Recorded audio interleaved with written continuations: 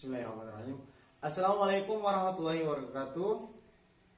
Perkenalkan, saya Tomika, NIM 18531210 dari kelas Pendidikan Agama Islam 5C. Di sini saya akan menjelaskan tentang materi desentralisasi pendidikan dan apa beda desentralisasi dan sentralisasi dalam mata kuliah manajemen berbasis sekolah.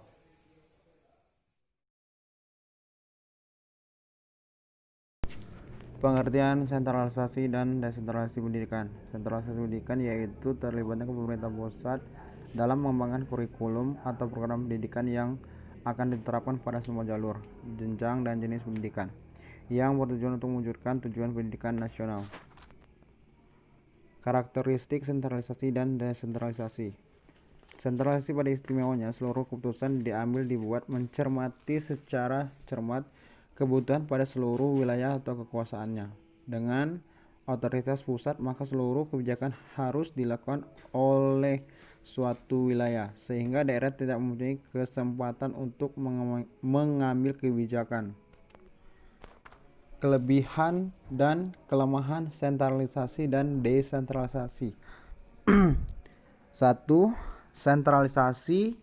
Kelebihan: totalitarisme penyelenggaraan, keseragaman pola pembudayaan masyarakat, perencanaan dan pengembangan organisasi lebih terintegrasi, peningkatan resikonya sering disinergi, kebijakan dan keputusan, mulai lemahnya kebudayaan daerah, kualitas manusia yang robotik, melahirkan suatu pemerintah yang otoriter sehingga tidak mengakui anak-anak hak daerah. Kekayaan nasional, kekayaan daerah telah dieksploitasi untuk kepentingan segelintir elit politik.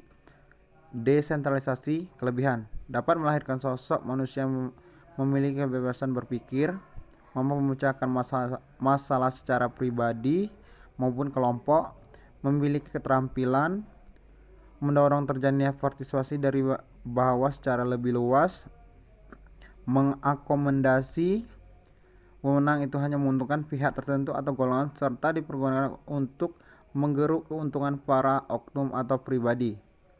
Sulit dikontrol oleh pemerintah pusat, masa transisi, dan sistem sentralisasi ke desentralisasi mungkin terjadinya perubahan secara gradual dan tidak memadai serta jadwal pelaksanaan tergesa-gesa.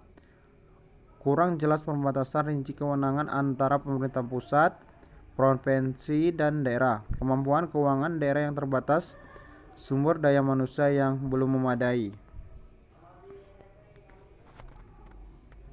Perbedaan antara sentralisasi dan desentralisasi. Desentralisasi adalah dua proses perbedaan yang dapat membentuk suatu negara dengan cara yang berbeda. Di negara yang tersentralisasi, pengembalian keputusan menjadi tanggung jawab segelintir orang dan berada di tangan pemerintah pusat.